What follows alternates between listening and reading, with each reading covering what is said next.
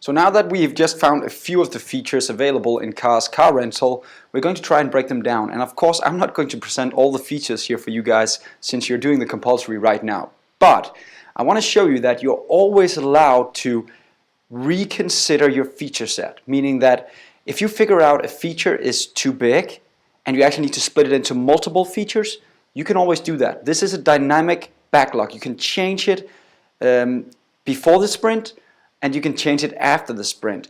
But when the sprint is started, the things inside the sprint should not change. So you need to spend some time here. Planning is very, very important. You don't want to end up spending too little time in planning and doing something that's wrong, because then you won't have working software.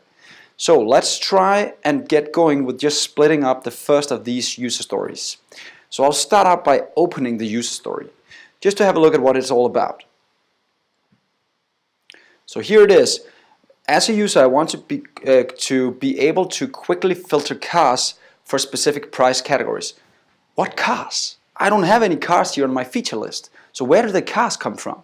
Okay, so there's a new feature. So let's add a new feature. So boink, as I'm the fastest writer in the West, I actually just added the 4 new items here, 4 new features, because I need to be able to manage cars before I even start talking about, as a user, being able to filter cars.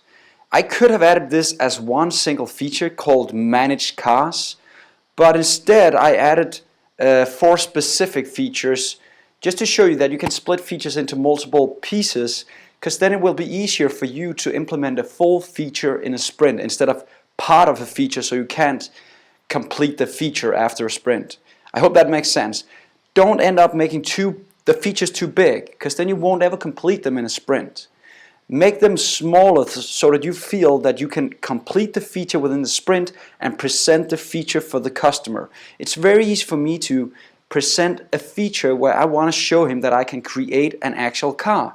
And actually, when I do this, there's a lot of things going on. So it's not a small feature. There's actually a lot of things happening. Maybe the list will update. Maybe I'll get a dialogue thrown at me.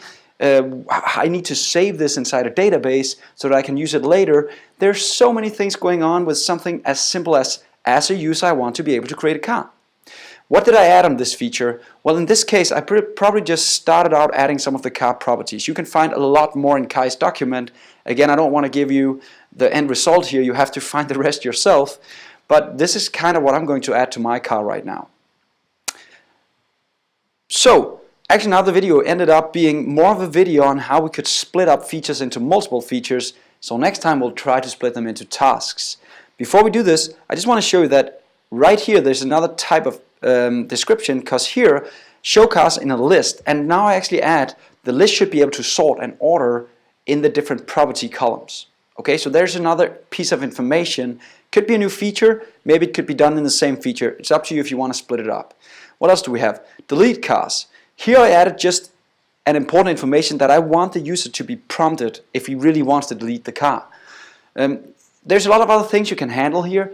How would you delete a car? Would you soft delete it, meaning that it could be brought back later? Would you delete it and clean your database so that nobody would reference that car? What else could happen when you delete a car? Could you somehow be told that you're not allowed to delete the car because somebody's actually renting it next week? There's a lot of features here as well. You have to consider them as a team. What do we put in a feature like this before it's done?